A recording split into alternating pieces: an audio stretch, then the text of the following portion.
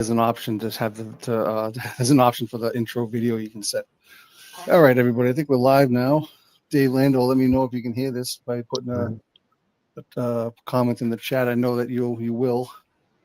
Jamie, I'm here with Jamie. This is Mike Silva talking about the Big Beautiful Baseball Bash. Jamie Marshall here with me. He's the producer and coordinator of the Big Beautiful Baseball Bash. I just want to see if Dave Lando can verify that he can hear us and we're good to go. All right. Hopefully I'm sharing my screen. 1 second. I'm just going to give it 1 second. I need to have that It looks like you're good. All right, good. All right, and I'm sharing my screen. Let's see. Can you see? You can see the screen, right, Jamie? Yeah, when I click back and forth between the YouTube and here, I can see that it's up. I'm such an amateur. I'm not a Dave Gardner. This is not a Dave Gardner production. I have one studio, and it's just whatever I make it. So, all right, here we go. So we're here to talk about the Baseball Bash, Big Beautiful Baseball Bash. Thank you, Dave Lando, for your naming of this tournament. And what we're going to do is play a short intro video, and we're going to come back and go through the league and give you an update on how we are halfway through the tournament. So here comes the video, and enjoy. Let me see if I can. There we go. Hello there, everybody. This is Mel Allen, and have we got a show for you? The Big Beautiful Baseball Bash, a tournament like no other. Every team that ever played from 1901 to 2024, across the years, across the uniforms, across the dreams. How about that? Now you may be wondering, who cooked this up? Mike Silva did. There he was, watching a Discord stream. Great teams from history, trading blows. And Mike thinks, why stop there? What if we brought in every team from the modern era back to 1901? Big job? You bet. But Mike's a detail man. You might know him already. Those OTP ballparks, down to the brick and beam, uniforms, logos, the whole schmear. Numbers guy, precision guy. He just smiled and said, why not? And then he did it. Picture this, folks. 2,676 teams trimmed to 2,048, 32 brackets, 64 teams apiece, like March Madness. Only baseball, best of three, no one-game flukes. You reach stars of yesteryear against the heroes of today. All right. That was great. So thank you, Jamie Marshall, for putting that together. That was really cool. I love that. I watched that over and over again. I used to watch Mel Allen all the time. Thank Mel Allen for to take part in this. So great. Really good. So what I'm going to do here is I have this PowerPoint slide presentation we're going to use as to kind of guide us through the discussion points. And so what we'll do is I'll just start the slideshow and we'll just start talking about what's going on. So here we go. We're going to talk, as Mel Allen was very succinctly but yet detailed the tournament. I'm going to go into a little bit more detail of the structure. So I'm probably going to do a lot of the talking. So Jamie, you can interrupt me whenever you want. If I start, I'll probably just start rambling on. So just, if you hear me gasping for air, just, come in and save me or something. But so this is the Beautiful Baseball Bash, the creation concept. So my thought was, I sat there one day thinking, I was watching Jeff Hunter streaming a baseball tournament he was playing with PC Replay Baseball, and he had a 64 team. Oh no, he had like a 32 team tournament or a 16 team tournament with some of the best teams. Like the 27 Yankees and the Brooklyn Dodgers with Koufax, and he had all these teams and it was playing each other. And and for some reason that just hit me at that point. I'm like, what would it be like if I could play every team from 1901 to like 2024? Like how would that even be possible? So. And I was on this Discord chat, and some people were helping me out. Big Clue, shout out, who immediately started sending me texts saying, "Oh, you could do it this many teams, and you'd have to do this." So basically how it breaks down is, so basically, there's 2,676 teams, Jamie, that have, that are in this whole thing, right? And the The only number way, is like stuck in my head forever now. no kidding, right? So you got that many teams. The only way you can actually get an even tournament, like, I was thinking 64 team brackets to try to whittle the field down, is you have to get to a number that's divisible by, what is it, 64 or 16 or, whatever it is, one of those. So the highest number you can, the closest number to that, 2,676 teams was 2,048. So once you get 2,048 teams, you could have 64 team brackets that will, 32 that will basically take care of every team there. So my dilemma was what do I do with the rest of the teams that are there? This 628 teams that were left over. I'm sorry. Yeah, I think that was 628 teams. So I had 620 teams, the lowest 620 teams, which, let me go back. Let me back up a little bit.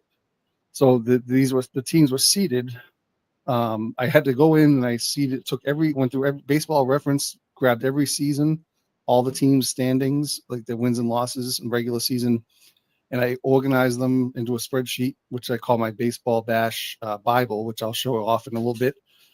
But so I took every team, 2,676, in a spreadsheet with their regular season records, and I basically simply just sorted them by regular season winning percentage.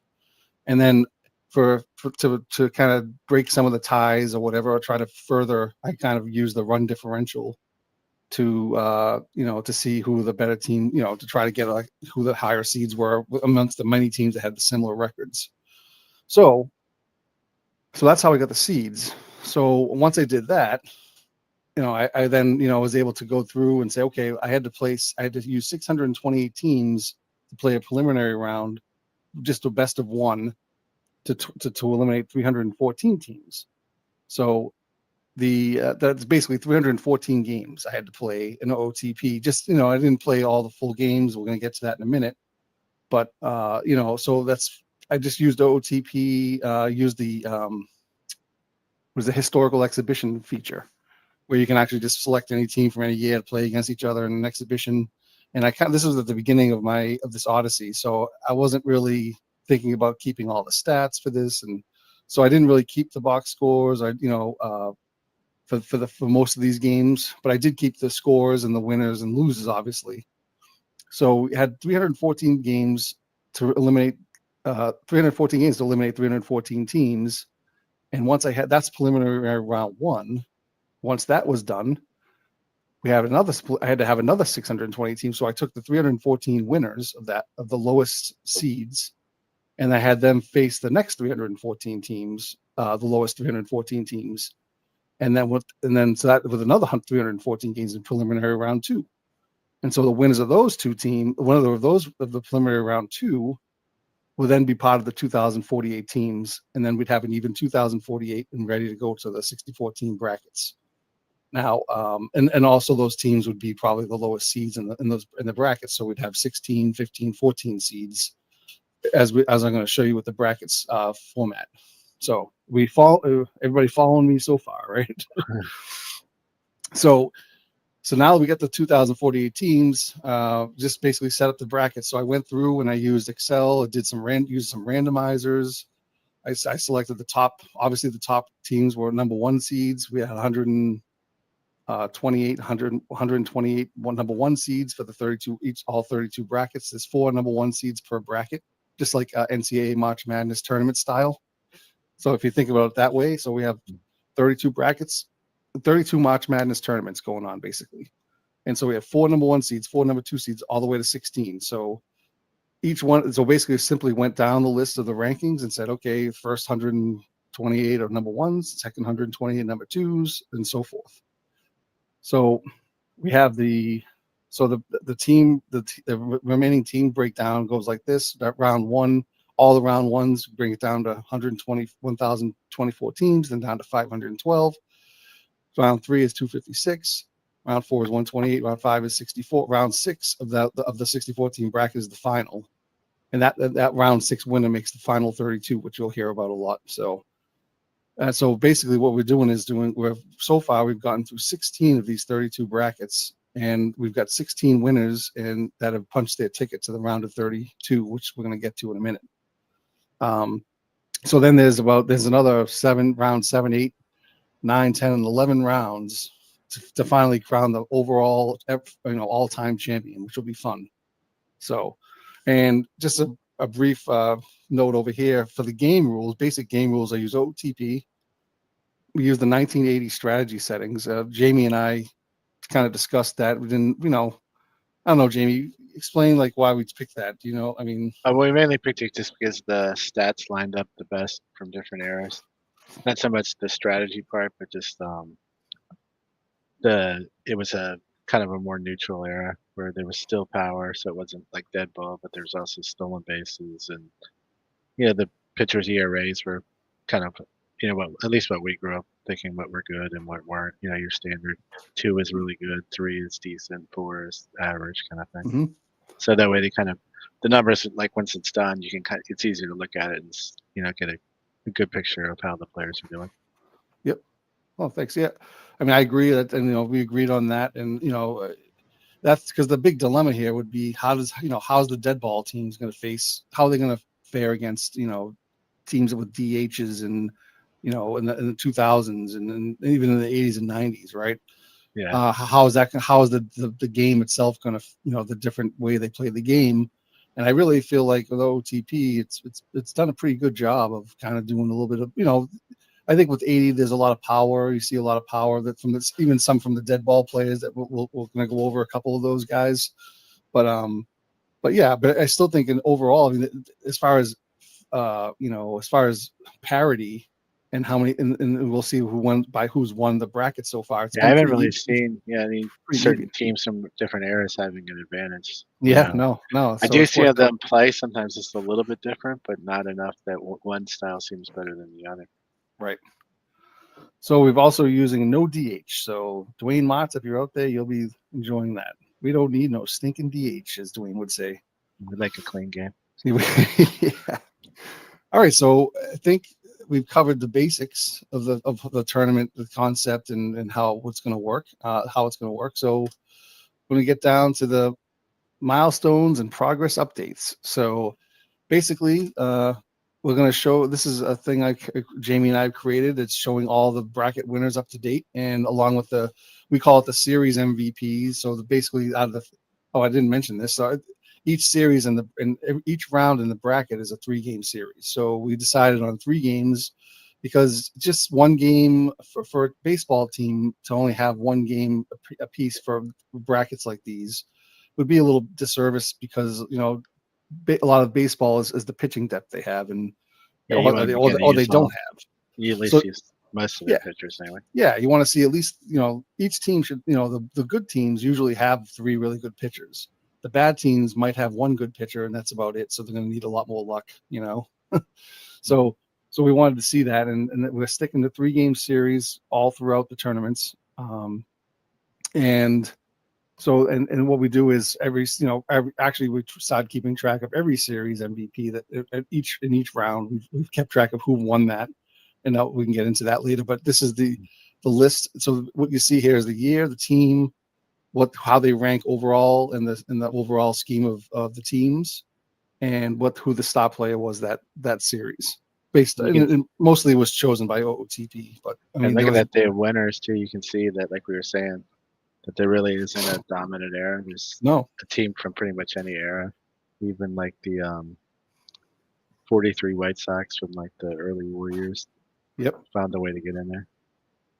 Oh yeah, we're going to talk about the 2000 Orioles in a minute, but yeah, that's the biggest story. But you can see the rankings vary. I mean, you got some of the expected teams, like you got the 06 Cubs, you get 27 Yankees, 75 Reds, 38 Yankee. But what I've learned about this is that the whole thing about the Yankees dynasty and everything is no joke. Yeah, because those teams just keep coming at you. Every bracket we have like 2 or 3 Yankee teams at least, and almost all of them are competitive. I mean, I know they had their rough times in the 80s, and and stuff like that. But man, I'll tell you, those classic Yankee teams are just they're a sight to behold. And you know, it's a testament to the tournament that they've only won a couple. They've won 3. They have the most wins. Yeah. Um, They've they have a lot of teams that have made it deep in the tournament, but 3 that have won it. mhm. The other thing But- to look at too is that those numbers, the rankings, you got to remember that that's ranked for 2,676 teams. So Yep. even the top 10%, that's 200 and like, what is that, 67, 68. Yep. So just to be in the top, to be ranked 268, you're in the top 10%. So like you see a team 118, like the 49 Yankees, that still Yep. puts them in a top tier, in Yep. the history of baseball. 79 Pirates at 249. They're right in that top 10%. Yeah, I mean, Yeah. So yeah, then there's teams like you think of, okay, like the '93 Blue Jays won the World Series and they're 416. You're like, oh wow, okay, Yeah. I thought they were a good team. And a lot of, but over over 100 and something years, from 1901 to 123 years or whatever that we're doing. That's there's a lot of good teams. There's a lot of And there's World not a Series lot of wins. separation. When you have that many teams, and Right. to get down. So, I mean, this is the list of teams. We could go, the Cubs. Well, we'll take the first. The first bracket was interesting because the number 1 was the first bracket. So I'll admit, I didn't really know what the hell I was doing. We didn't compare to what we know now, what we're doing now, how our record keeping and just everything is evolved. I mean, just obviously the more times you get to do things, the more the easier it becomes, and the better you get at it. And it's But the good first- that the game keeps track. You can go back. We're able to go Oh, back and get all the stuff that we didn't get at the beginning. Yep. I mean, so in OTP, how the tournament works is I got, I create a new game for every bracket. So I open up a new fictional game, but I import each historical team that's in that bracket. And I have 0 regular season games in the season. So it goes right to the playoffs. And I have to set up the whole tournament the way I have it on my spreadsheet. But it takes about, it's not too long, but it took me a little bit long time to figure out how to do this on the first bracket. That's what I'm talking about. But the 06 Cubs, though, just to get back to them. So this is the team. I don't think they did not. Every game, almost every series they played, and there's 6 series in a bracket. I think almost every one, except with the exception of maybe the final bracket, the final series, the final against, I don't remember who they played. But they were down 1-0 in almost every series, and they had to come back and win the next 2 to win the series, but they did. And then I think it was every game except for the final. They lost at least once. So the third game was always a deciding game for them. Well, I mean, obviously.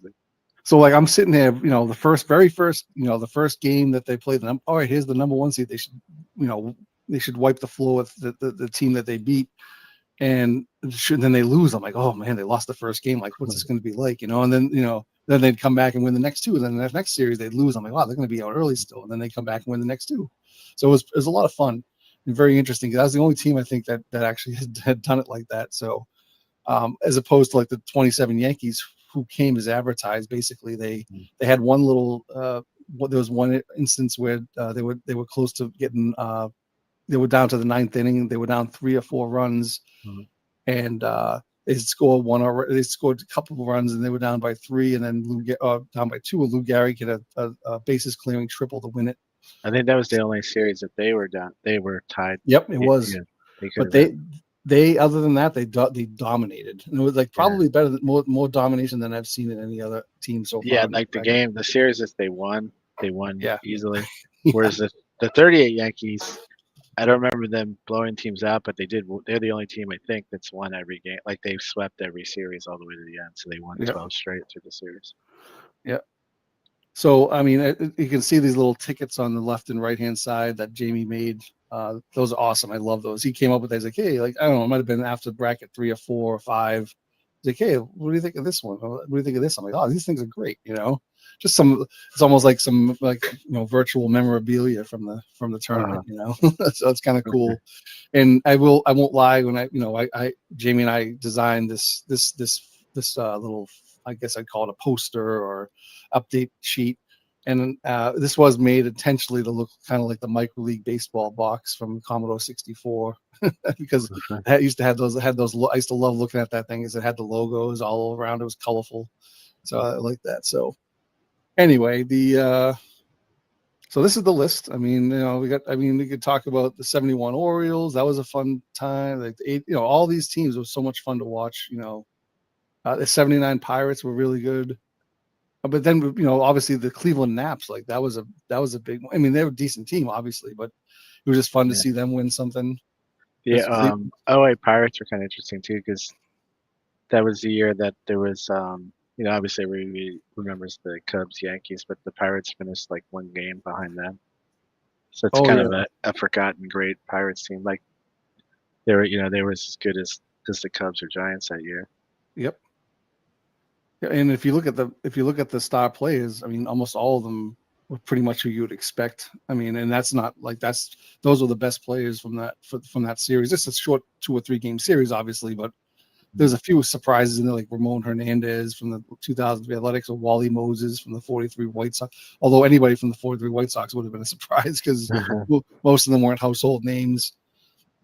George Selkirk, but most of the other ones are all very well known players, So Lou Gehrig's in there. We haven't had any two-time winners yet, but I wouldn't be surprised if we have a 2-time winner at some point. So yeah, so this is we could talk forever about this. Anything else on the champions of the bracket winners so far, or? No, I think we pretty much like you said, we got a mix of all different teams. I mean, Dave Lando says the 81 Astros are the best bash team they've seen so far. I think they actually, I think they did do a really good. Maybe they might have lost one game. I think they were a team that made it through pretty. There's one thing with these series too, because it's like the old saying that momentum is the baseball's tomorrow's starting pitching, and Yep. that 81 Astros team is loaded with pitching. Well, the 81 Astros, let me bring in my spreadsheet if you want. Here's the list. I have a spreadsheet, and I'll show you how, maybe, maybe I could have another video. I could probably talk for 2 hours on how this thing's working, how this thing works. But so There's have also Bernie and Beatles. You did an interview with them. There's a lot more in the history of it too. Oh, that's true too. Yeah. But they have, I have the whole history of every team, how they fared. Now these are the winners, but all the, how every team has fared and who they lost to, what the series was. I have it all down here in the spreadsheet format. So round 6 here, so you can see like the 81 Astros beat the 1902 Boston Americans, and that was a good team too. That was actually a really good team. Here's the teams that they beat. So the 06 Cubs beat the 70. The Pirates they've actually made it they've lost 3 times, and they've won twice. Yeah. So I think did we say they've been to the most finals? Is that what they have 5. Yeah. Yep. The Yankees have 3. The Cleveland, believe it or not, the Cleveland franchise, including the Indians and the Naps, have 4. They've only won 1 though. The Indians have lost 3 times. They've had the 2001 Indians, the 48 Indians, and the what's the other one? 98 Indians. So, yeah. So so surprisingly, the Cleveland team has the second most finals appearances. New York has 3, and then I think most, some people have 2. But these are the winners and losers.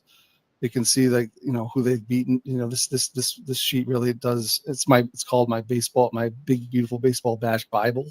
There's a lot of B's in there, but this has everything from round 1. Even have the preliminary rounds that I kept track of. All right, so let's just move on. We'll probably be back to that again, no doubt. So along with all those champions, we have a lot of major upsets and stand up. As you can imagine, there's a lot of 16-1 matchups, a lot of 15-2 matchups that didn't go the right way for the higher seeded teams, right? So, all right, Jamie, I'll let you talk about the first one, which is amazing, right? This is like, I don't think we're gonna have it. I mean, there's still so many games in series to play, so it's possible. But I wouldn't be surprised if we don't duplicate an upset like the 2000 Orioles. I mean, they did have a lot of luck involved in the way the bracket ended up because, they obviously upset the first team in their first round, and then they played a team that upset the team in their round. Yep. So they faced some good teams, but they probably, they probably had actually a easier path than they should have. But Yeah, that And was then still amazing. I mean, let me just say, what I remember distinctly is they had a really good starter in Mike Mussina, yeah, but Messina, their yeah, second starter was like Jose Mercedes, and somehow that guy just and would I still think Cindy either Ponzon had a couple of good games because I just maybe, yeah. recently looked back and looked. But yeah, and then the other thing with that team too, which kind of is a factor into these, is that Mike's using the players that were on the roster at the end of the Oh, season is who plays in all the games. So if like a player was traded, then if they were on that team at the end of the season, they play with the team. If they weren't, they weren't. And that Orioles team, because they weren't very good, they traded off some players, but they had players come up that were really good, statistically or whatever. So they're probably a little bit stronger than their record because they're really playing with the team that played at the end of the year, which was probably better.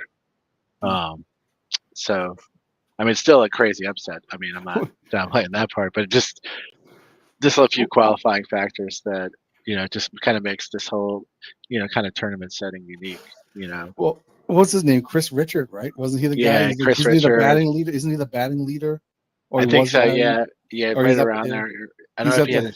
Yeah, Yeah, not at bats, he but he filled in for they traded Will Clark, and then I think they got Chris Richards. I can't remember. It was in the Cardinals or something.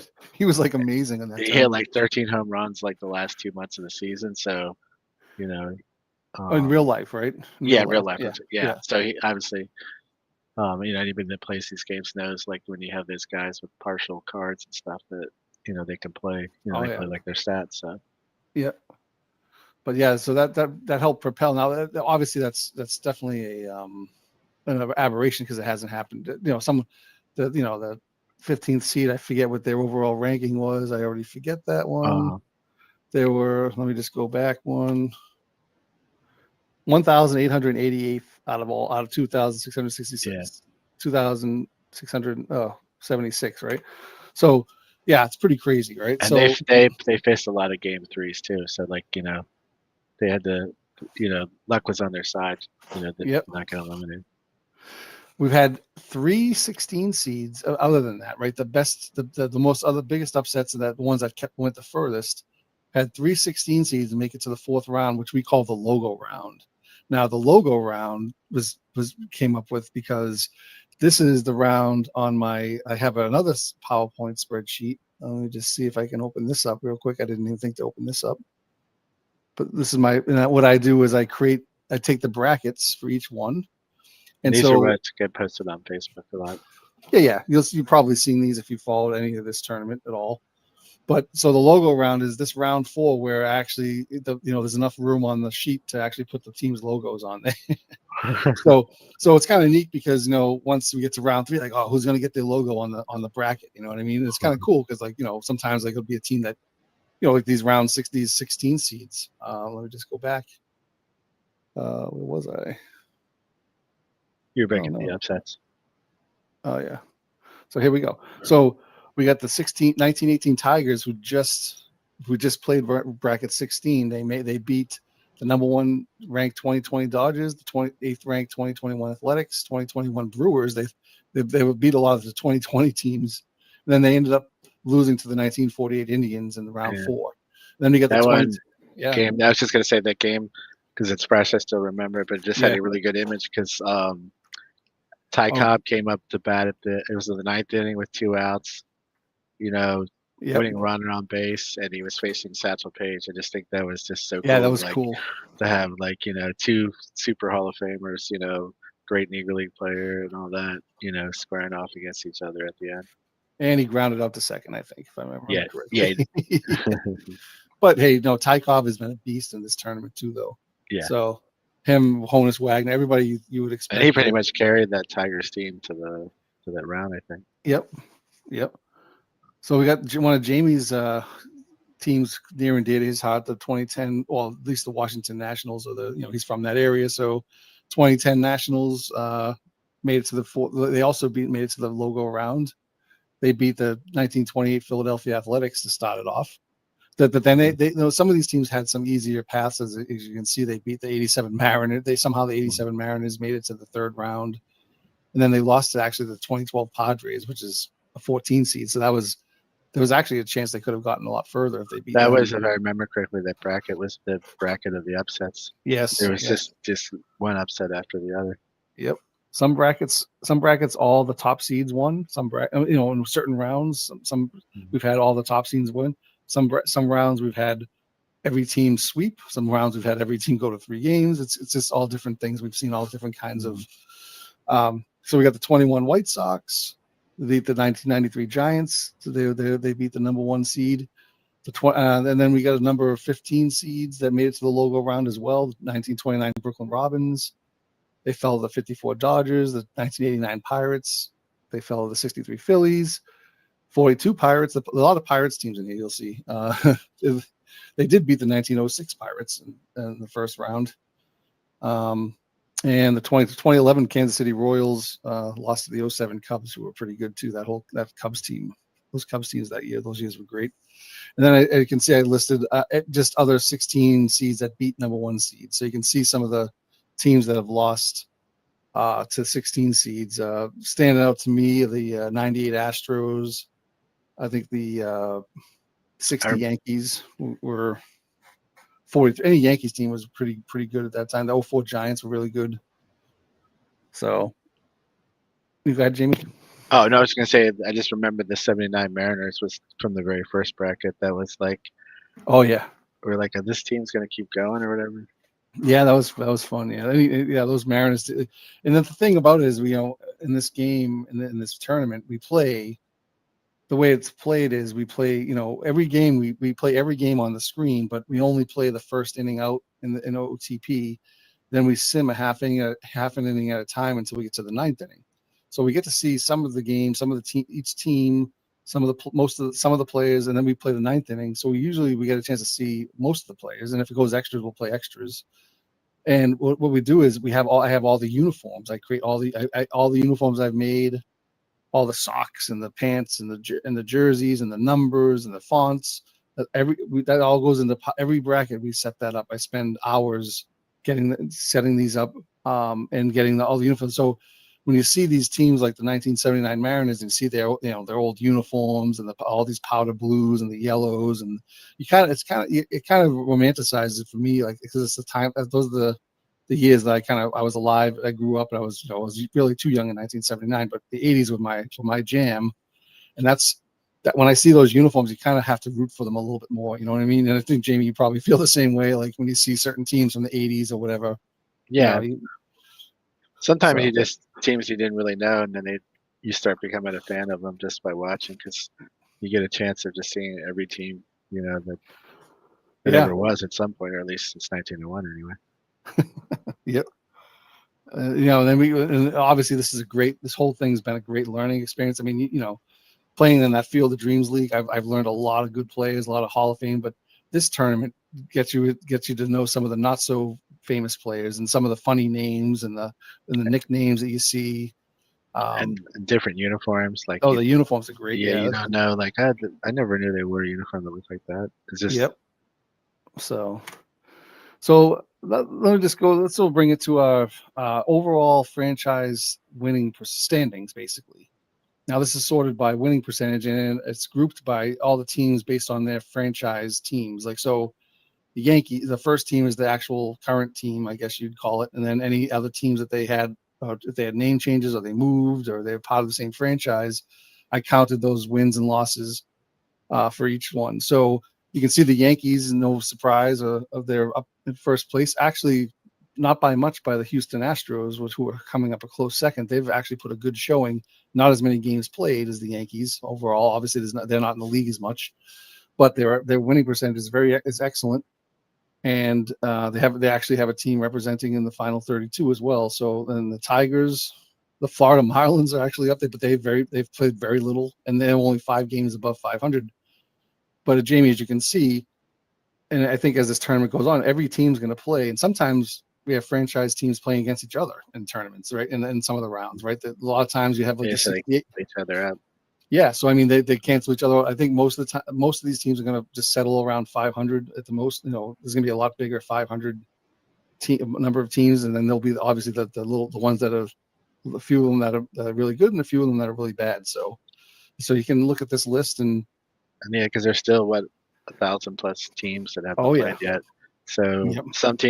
some of their better teams haven't hit the tournament yet. So that could change, or teams that have used up most of their best teams, their standings might drop. Yeah, I think if I can remember correctly, because it's hard to remember because I've already played over 1,000 teams, so it's hard to remember all the exact years. But there was a series. It was I think it was the 1972 Mets versus the 1973 Mets. I think that was they had to play each other. It was like Mhm. it was two Mets teams, right? 1 year apart from each other. So that was Yeah. a lot. That was very interesting because you had players playing against players.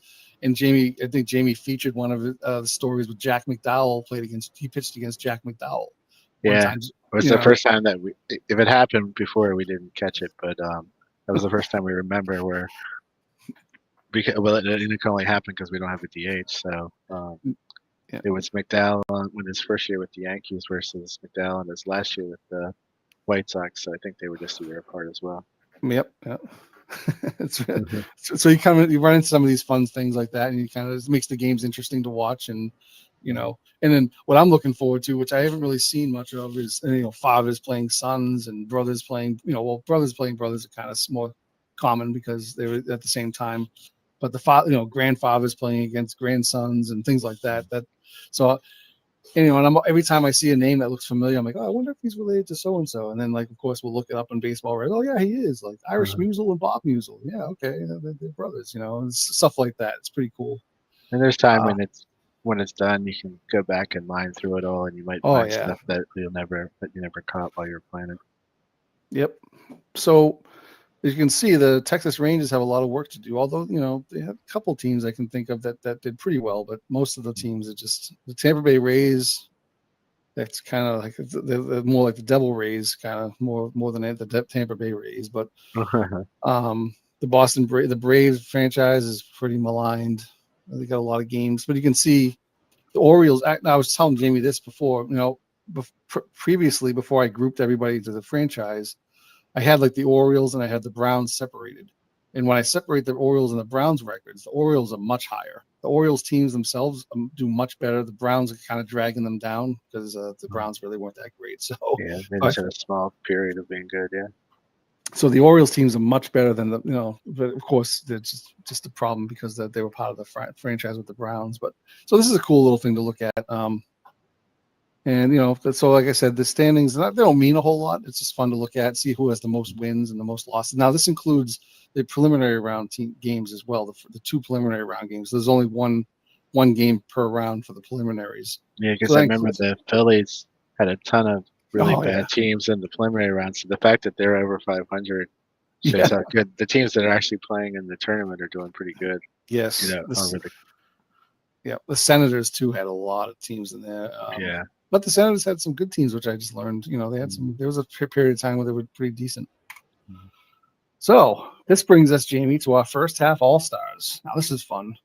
So we went through, looked at the stats, and because I have a spreadsheet of what we're doing is I'm compiling the stats from every bracket. So OOTP does a great job of keeping the playoff stats, for each bracket.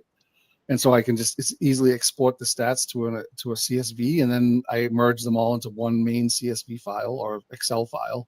And then it's easy to sort and do pivot charts and get the totals. So we went through the first half All-Stars overall. For so these players are not really, we're not putting them with any team because it's just their overall bracket stats. So just a disclaimer: these All-Stars are basically if a team it's based on what team plays the most, mostly because if you have total home runs, hits. Yeah, if you haven't appeared in the bash that much, you're not gonna probably measure up. But by the second half, it'll be more. We'll see. Even. Yeah, this could change. But so without further ado, we have a little animation. The first Bash All-Star is Roger Clemens. So Roger Clemens has played, I think I had 13 seasons. He's played 13 teams so far. He's played for 13 different teams in the Bash. And he's represented all of his teams too, right? He played for the Blue Jays, we have him, Yankees, and Red Sox. Yeah, let me show you what I've done there. So here's the pitching. So here's my pitching stats. It's just a spreadsheet, right? Nothing sexy about it. But I have a chance, so you can. So these are the totals. This is the total stats for pitching, and So he's played in 32 games, which is probably some of the, if I'm not mistaken, is probably some of the most games. I can just sort it. He's second to Billy Wagner. So he's actually first starter. So you can see who's got the most games. These are the series MVPs, by the way. So he's won 2 of those. So if I expand this, you can see these are exactly the teams that he's played for so far, the ones that we've played, and you can see his stats. So he's played for the 2006 Astros. He played 6 games at a 1.53 ERA. And the other thing I want to mention to Jamie, and Jamie knows this, one thing we've noticed with stat-wise is most of the stats are realistic. I mean, from what I can tell, it's not like there's nothing crazy really. The only thing And is by that, realistic, we just mean like it represents the player, like just yeah. obviously no stat to compare it to. But yeah. No. But the one thing we noticed that overall, the strikeout total for pitchers is down. They're very low. Now maybe it's something to do with 1980, and I look back at 1980 stats, and the strikeouts really weren't that crazy. But there's very few pitchers will actually. I don't think the average strikeouts down. It's just we haven't had a lot of 10 double plus digit. strike. No. Yeah, like right. Guys, the good pitchers get 6 or 7 strikeouts, but you got to remember too, they're also playing a mix of era. You have teams from every era, so that could be a factor as well. So that's just one of the stats that's the only stat that really sticks out to me. And maybe they might walk a lot more than normal. I don't know. I haven't really looked into it, but I'm not really worried about that because this is more for fun. I'm not pinning my hopes to the whole success of the bracket on how accurate the stats are. Really, I just want to have some fun and see if the teams, the teams I think might win it will win it or not. If they don't, then we'll see the surprises, right? So that's the whole point. But yeah, so here's Roger Clemens. So that's his. He's got longevity definitely in the first half. He's got probably pitched the most out of starters. Okay. And so let's go back to the second stat. So yeah, he's obviously not a. He's the right hand. He's the top right-handed choice for the. He's an HAF All-Star. I don't know what that is, but this must be. That's some kind of ChatGPT. Yeah. Hey, I thought you were a graphic designer. This is great. No, I'm just kidding. Next one. Good old Vernon Lefty Gomez. So he's done very well for the Yankees. And we don't have to go through every stat, but he's pitched for all some of those great Yankee teams that he's been pretty lights out, right? So yeah, I think he's up there in wins. I think he's second overall in most wins so far. I think it's. So we have for each one we did a first team, second team, third team. We'll just for the first team we have this whole to do, and then we'll list the second and third team after. But we did a left-handed starter and a right-handed starter. So next one, closer Dave Smith of the Houston Astros. This guy is money. Okay. He was pretty money. I mean, even though the teams he's been on all they haven't won, but they haven't won the whole thing. 81 Astros. He was on that team. Oh, he was on that. Oh, that's right. I'm sorry, but yeah. He's been a very good closer. Now, I'll tell you, Jamie and I have laughed many times because some brackets, it looks like the closers just can't buy a break. It seems like every game the closer just blows it in the ninth inning. It's like either the home or away team. But then sometimes the closers just shut it down, And yeah, Dave Smith's been pretty consistent. Yeah. So yeah, we went through. He's the first team closer, and then there we go. We got the Oompa Loompa Yogi Berra. I mean, so I think this is a ChatGPT, but it's a good picture though. But yeah, so Yogi Berra is the first half All-Star, first team catcher. Most people don't realize in 1947 the Yankees had pockets in their pants. Yeah, that's true. That's great.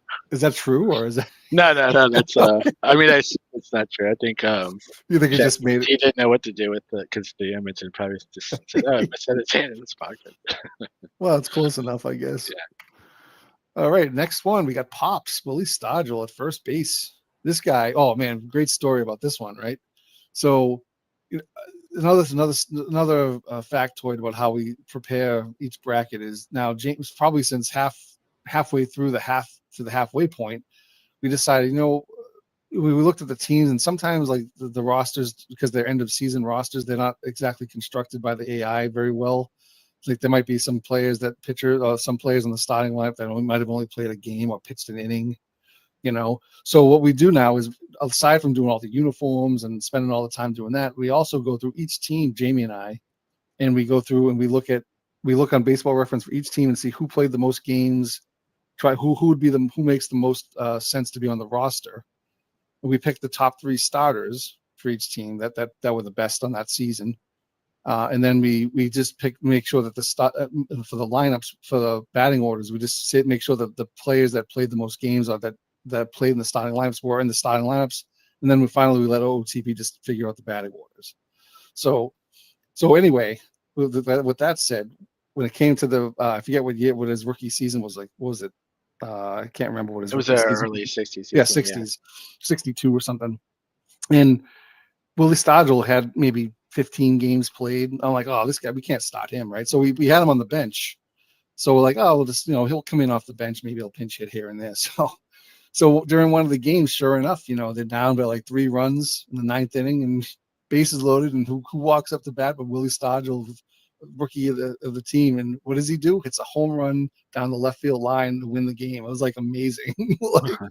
We called it. We said, oh, he'll come off the bench and he'll probably do something, and he did it. He hit a walk-off grand slam, I think it was, or 3-run homer. I think they had used up a couple of pinch hitters before that. Yeah, so, like the chances of him coming in were not great.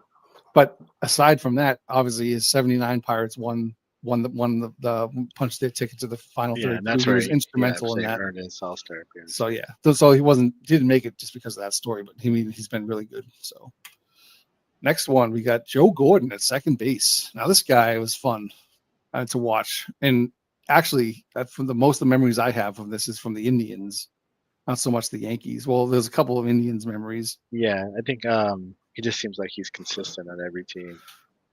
Yep, but it always also seemed like to me whenever the team needed a big home run or a run, he would come up with it. Like I forget how many home runs he had. Yeah, if you had a tracking for game-winning home runs, I wouldn't be surprised to see him on the top of it. But not even a game-winning. I mean, I remember him just or clutch home runs. Yeah, just a clutch home run just to get something going, and like he would be the guy. So that's why he's the first team second baseman.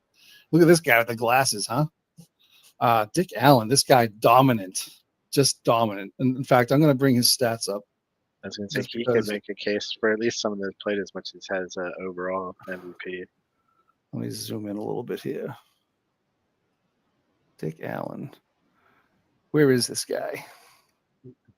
Here he is, right at the top. So 16 home runs. Hold on a second. Let me just sort this. So he's just dominant. He's 66 games played, 16 home runs. Let me just zoom in. 308 average. Oh no, that's Frank Robinson. He's got sorry. Where's the average? Oh, 365 average. Yeah. So he's got 95 hits and 301 and 260 at bats. You can see if I can just So he's played only in this many teams. 2, 4, 6. 2, 8. So you can see for each team, look at all the MVPs he's won in the bracket. So he's the leader, correct? Yeah, he's the leader in MVP total, like series MVPs. And we're talking about round 1, round 2, round 3 of any bracket. Who won each MVP? Now he's won 4 in that bracket with the 71 Dodgers, 3 with the 63 Phillies, and 2 with the 66. So that means that one bracket in the 6 series. Well, I don't know if he play 6 series, but he was the MVP in at least 4 of the series that he played in. Yeah.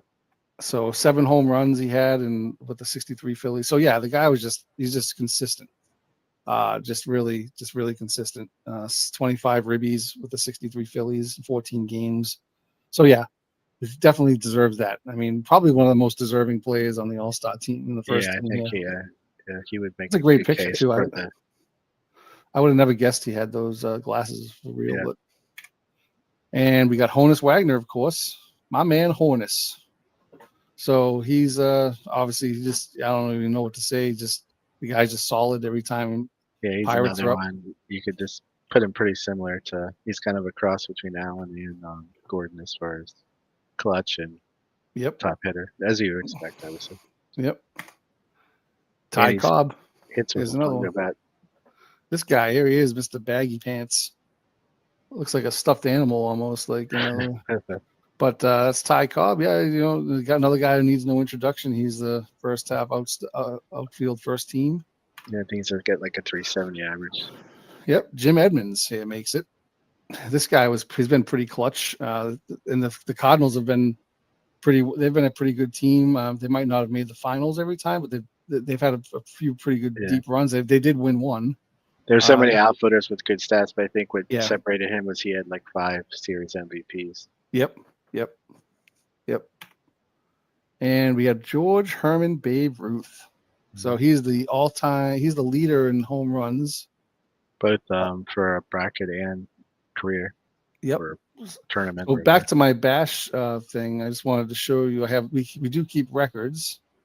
So we have all these stat categories. I go through after each bracket and figure out if anybody broke any of the records. So these are the best performances for each stat category, along with single game records and extra inning game records. So we're pretty meticulous about keeping stats. Now, keep in mind, Jamie and I, we didn't think about doing this right off the bat. So we did this more relatively recently. So I've had to actually go back through the brackets, which luckily I have all those seasons saved. And I'm able to go back and look at all the stats.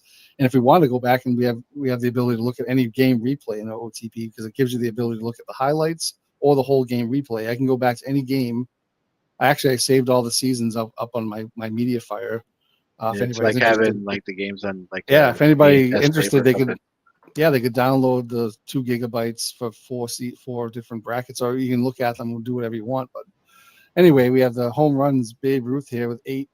He's tied with Chief Owen Wilson. Yeah, just recently tied him. So yeah, Chief. He was one of the guys. You'll see him in the second team All Stars. But anyway, these guys. Oh yeah, so these 2 guys are leaders in home runs. Many others tied with 7, including Kareem Garcia. One thing with Wilson too, just to mention, because I didn't know this until after he tied it. Obviously Wilson was a dead ball guy, and I know he was the all-time triple. He has the record for all-time triple, so I just assumed he was the fast guy. But when I looked and I was reading about him, they said that he wasn't fast at all, and that obviously in the dead ball the parks were so deep that if he had played in a modern era, he would have hit a lot of home runs. So it actually, it lines up that he's right there, with one of the top home run guys. That's great. And and also playing a lot of these dead ball stadiums, we've seen a share of inside the park home runs. I think we're up to 67 inside the park home runs in the tournament so far, which when you think about it, the amount of games we played, it's not that much. It's probably pretty, okay. It's not that. Yeah, and the parks that they happen at are the ones that you. Yeah, all the parks. Yeah, again, we have everything. Everything's kept a record of. So we have inside the park home runs here listed. So we have who did it, where it was, and you can see mostly the old Yankee stadiums, like the very first Yankee Stadium. I was going to say Polo Grounds. Stat Bureau doesn't have anything on Mike. Yeah. And we got noticed a couple of pitchers have hit walk-offs. A couple of pitchers have hit inside the park home. Johnny Dickshot has one. That's one of my favorite plays that I've learned in the 45 White Sox. When I first saw that guy's name, I had to laugh. My immature boy in me, had to laugh at the name. But then the guy goes and wins the first series I saw him play, he actually won the MVP. I'm like, wow, this guy's freaking good. So I think we had the 2 biggest inside park home runs that stand out to me were there was a Lou Gehrig walk-off one, and then Lou Gehrig. And then you just recently had a grand slam inside the park home run. I don't know if that's on the list yet or not. No, that was the one that got wiped out. Okay, that one got rained out. Yeah. Yeah, we had a little issue with the not saving the thing right way. So anyway, but the walk-off one you mentioned was done in, I think, bracket 1 or 2, and it was Ernie Johnson on the 23 Yankees. And you can see the 23 Yankees had 3 inside the park home runs, all at Yankee Stadium. And honestly, when you're watching these games, they hit to the places where you would expect an inside the park home run to take place. Like at Polo Grounds, it hits over the center fielder's head, rolls to the wall, way the hell down there. Yankee Stadium, that first version was that left center. It goes. Oh man, it just goes on, and so those balls go down there, and it's not like they don't hit inside the park home runs at Fenway. There's not one that hits the green monster and the guy somehow makes it all the way around. There's a few, there's one at Edison International Field, which is like Angels. There's one, there's a few Busch Stadium 3, but other than that, Most I of mean, them in are all theory, over. they could happen anywhere, but it's They could. obvious, but it does make sense that it happens. Bennett at the older Park is stadiums. cool. Yeah. So there's some Exposition Park. That was a lot of room there for Pittsburgh. Yeah. So anyway, that's that. So that's the and I think that's it for the first team. And then here you go. If you want to feast your eyes on the second and third team. Second team, you got Campanella, Gehrig, Alomar, Robinson, Brooks Robinson, awesome. Nomar. Nomar's obviously Nomar is a very close second to Wagner, and clutch and also stats. And then Wagner too, I thought was interesting because it's both Astros closers, so it kind of speaks to why they're doing so well. Oh, Billy Wagner, yeah. And Musina, obviously you had to have Musina there. Mm-hmm. Hal Newhouser, obviously, he's a very top performer from the Field of Dreams League. Obviously, Frank Robinson, Ted Williams, Max Carey is leading the league and leading the tournament in stolen bases by 20. He's got like 41 stolen bases or something. And then Jimmy Fox is a good example, like you were saying earlier about. Oh yeah, he would probably be a first-team All-Star, but he hasn't played enough games. But he had probably the best bracket that anybody's ever had, like a single bracket. Mm-hmm. But his team got knocked out early after 3 games, but he hit 7 home runs in 9 games. Yeah. Yep. He was on pace to crush that home run record. If we were just picking by who had the best single brackets, he would be number 1 for sure. Yep. So we got a few names that are fun. Joe Ferguson here, he's been very consistent for a catcher. I mean, offensively, he's been really amazing. And unfortunately, OTP does not keep postseason fielding statistics. So fortunately for me, because it gives me some time to do some other things in my life. Mm-hmm. But we would maybe use the fielding statistics to maybe get a better. But Joe Ferguson definitely deserves an all-star. I mean, he's has some great stats. I mean, it's hitting wise, he's up there for sure. And Jose Valentin, believe it or not, he's got some good stats. I mean, he's done really well. I mean, let me just in case you're wondering. Let's see. I think he's on here somewhere. Hold on 1 second. Jose Valentin, 40 games played, 7 home runs, 43 hits, 305 batting average. I mean, it's not bad for us. I think it was a second baseman. I mean, there's not a whole lot of the second baseman going crazy. What was it? His OPS plus was 936. That's very good. He had one bracket that I think. OPS. I'm sorry, it's OPS, not his OPS plus. Sorry. Yeah. So he had a very good bracket. Let's see, just in case anybody's curious. Oh, so he had MVP 2002 White Sox, 9 games, and then 3 home runs. These are all like short series, even. Yep. So it's just like in the World Series, the guys that win the World Series MVP aren't always the best player on their team. So yeah, he had a 1,081 OPS. So 3 doubles, 3 home runs. That'll do it for you in a short series. But that's just it's again small sample size. But overall, well, I mean, these are all. But you had to acknowledge him because he's been consistent enough to put up good numbers. So so you can see how easy this is. I mean, these sheets here, this is the pivot tables, but I mean, this is my this is the raw things. This is every bracket, every team, every player stats, and then I use the pivot table to break it down to career and stuff like that. So it's very useful, this Bible thing I have.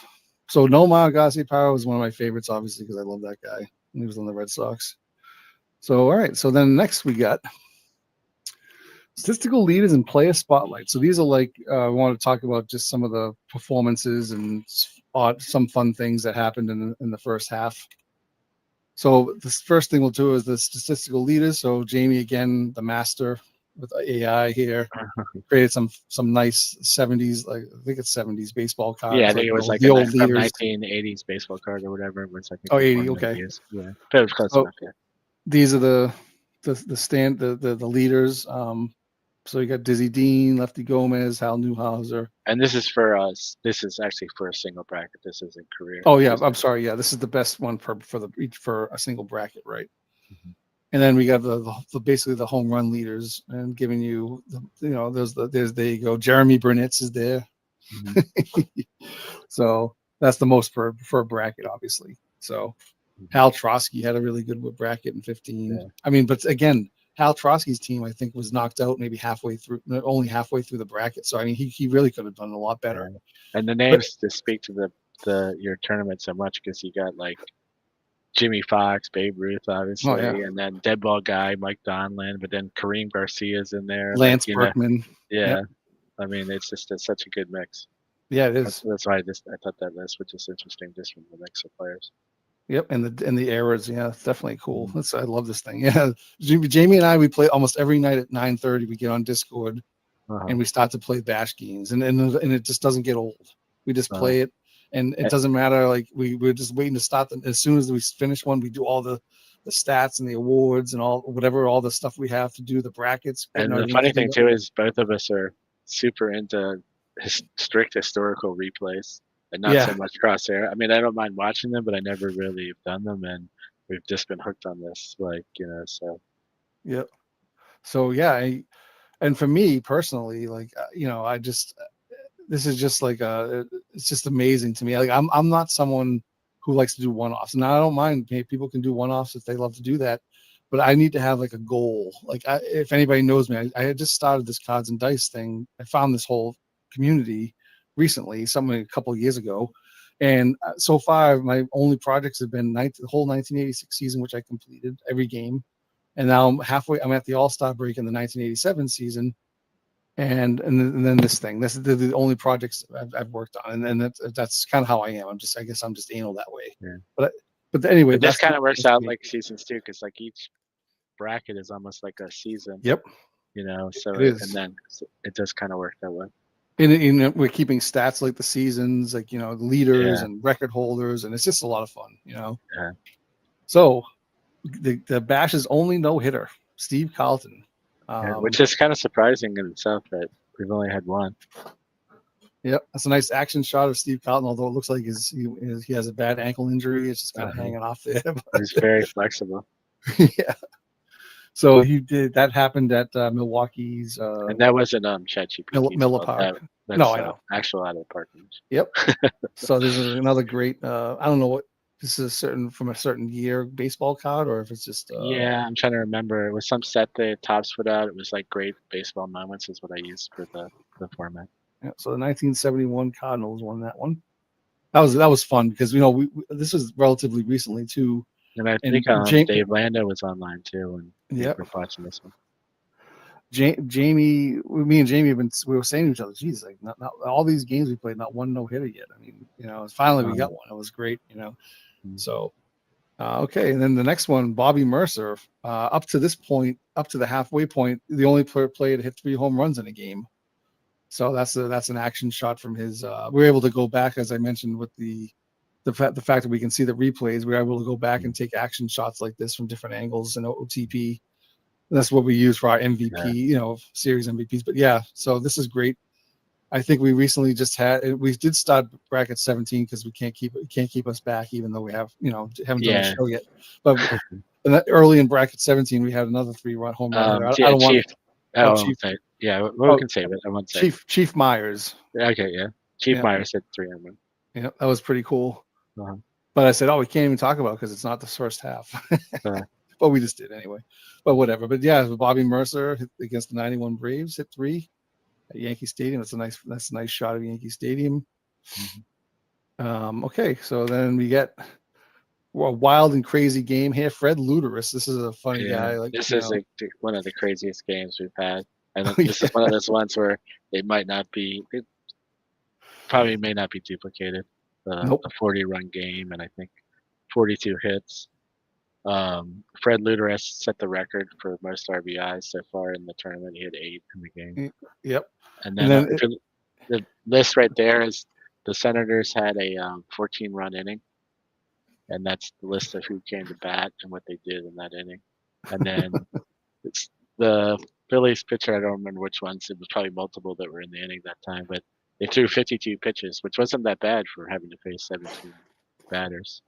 But that's the bars on the left and right. But the funny thing too is that the 1926 Senators, I just happened to Google them, and the Saber article came up about how they twice in that season had innings where they had more than 10 runs. They I think had a 10-run inning in one game and a 12-run inning every game. So it was kind of ironic or whatever, or maybe it speaks to how good a job the game did with this team. But they ended up having a 14-run inning.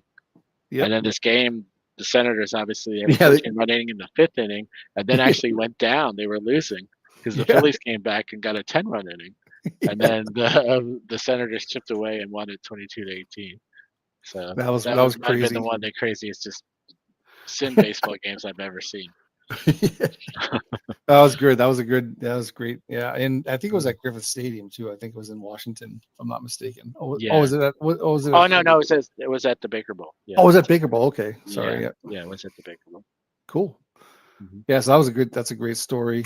Yeah. And then we got actually what we're doing also is we're keeping on that records page. We have the longest home runs. I went back and looked at the home runs and saw. Yeah, that's a cool feature that they keep track of that. Yeah. Now, just a little, as you know, like if most people know, with these old parks, they go, the outfield walls go for miles. It seems like just some of these parks are just way. So I think some of these are obviously overdone, but we wanted to keep the longest home runs on record because some of these parks, the players hit home runs over the center field wall, and it's going to go if the wall's 450 feet away, it's going to go at least 450 feet to get over the wall. Yeah. So whether or not they could really do it in real life is a whole other thing. But I took a video of the longest home run. This is Harry Hooper at the Huntington Avenue grounds against the Cincinnati Reds from 2024. So here we go. And that goes to deep center field, and that's way out of there, 529 feet. And now I'll show you. And we got our sound. So basically, I added a whole bunch of new sounds to OTP because playing all these games, it gets a little too repetitive. So then we do the replay here just to show So that thing just went way out, 529 feet. You can see that thing was going. So that's the video I have. That was a lot of fun. I think you might notice too is What's that?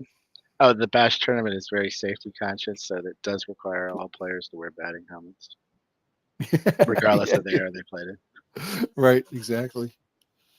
So, I mean, that's really all. That's the slideshow I have. I mean, as I mentioned, we have a few things I can show just from I could show this thing for all time, but we have the franchise standings, which you saw the inside the pocket runs. Here's the record book we have.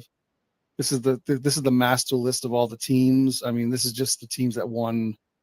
But it's just filtered. So if I just took out like the teams that didn't, if I just scroll over here and just get rid of the final here. So this is basically the whole. So his rank 1 all the way down, and you can see the teams that haven't played yet. So actually, that's something we can look forward to. Looking forward to the second half. You want to do that, Jamie? Oh yeah. Okay. So the teams so are still out there. Yeah. So basically, let me just filter this out. Just want to see the blanks. And yeah.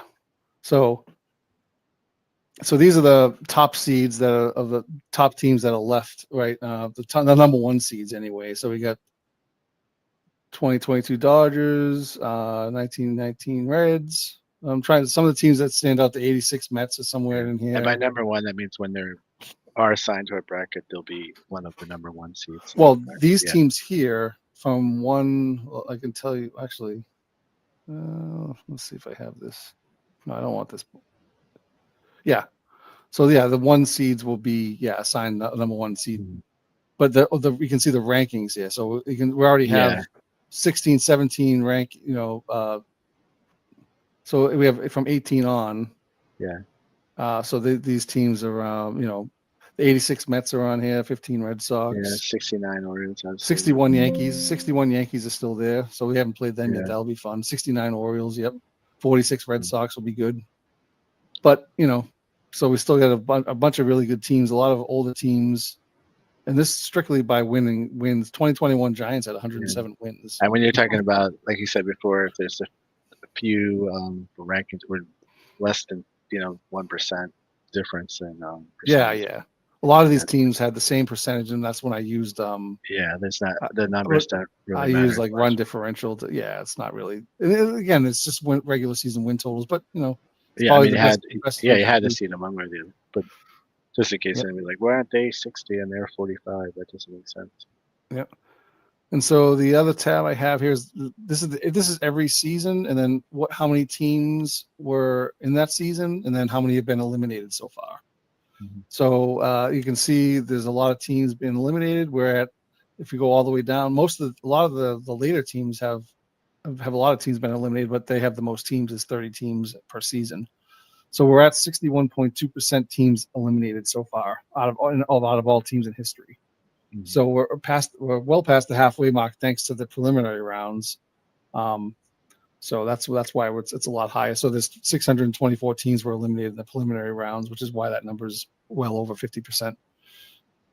And then speaking of the preliminary rounds, this is what I have for records of the preliminary round. So this first half here this is the first preliminary round, and then the winners of that game played in this second preliminary round. And I did keep for the second round, I kept the player of the game, and I kept the scores for each of the games. That's about the best I could do. I mean, these teams were pretty terrible. I mean, but you got to give every team their due anyway. So Yeah, I wish everybody had that slugger's chance to get in there. yeah, they did. And like an amazing thing is some of these teams, like some of the teams that made it to like the 1918 Tigers, they had to win 2 preliminary round games just to get into the bracket. Then they went to the 4. Then they went 4 rounds into the big bracket. Yeah. So that's pretty good. And then basically each one of these is from bracket. I already have my determined brackets 1 through 32. So if I wanted to cheat and go all the way ahead to 20, 23, 24, I can see all the teams how they shake up all the matchups, but I don't want to do that because one of my favorite things to do once we finish a bracket, Jamie and I, is we'll go through, we'll do all the end of the bracket stuff, the reporting and all that. And then first thing we'll do is, let's look at the next bracket. Let's see who the matchups are, the teams So are in there. Yeah, so we kind of go through and we just get a little preview before we start the next bracket, like whenever day we start that. So that's about it. I mean, I was just gonna say just overall too about the whole tournament the way it is, like the fact that there's so many, there's all these different teams. Like it's obviously it's not just who's the best team, but who's the best team that can actually make it through a tournament. Because all it takes is like a couple of bad games and you're out. And it doesn't have to be, like if you did a tournament with the 32 best teams, like, you expect any team to lose to any other team, but it's just more, crazy when a lesser team ends up winning. Absolutely. I mean, it's just so much fun. I mean, yeah, and it is kind of the 3-game series is pretty unforgiving. I mean, obviously if it was a one and done, that's the most unforgiving, but even 3 games is pretty unforgiving because you have to have your 2 best starters should be they need to be on their games.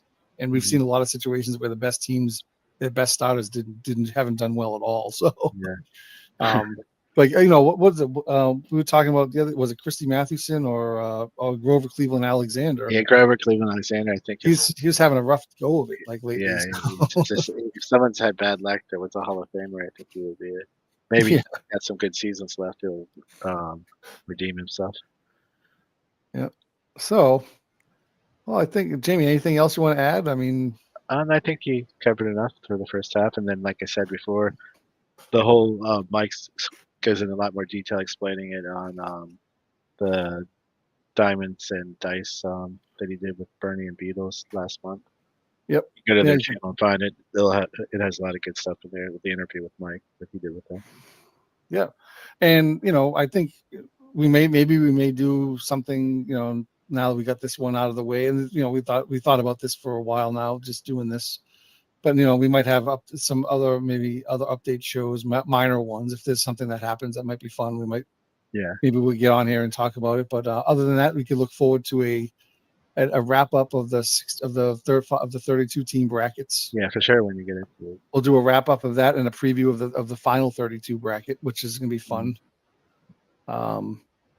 So with that, I guess Jamie, I'm going to leave you with a little outro video. Let me just see. Let me see. So just a little video. Just wait for the credits, and thank you everybody for watching. Thanks, Jamie. Appreciate your help with everything. Oh no, yep.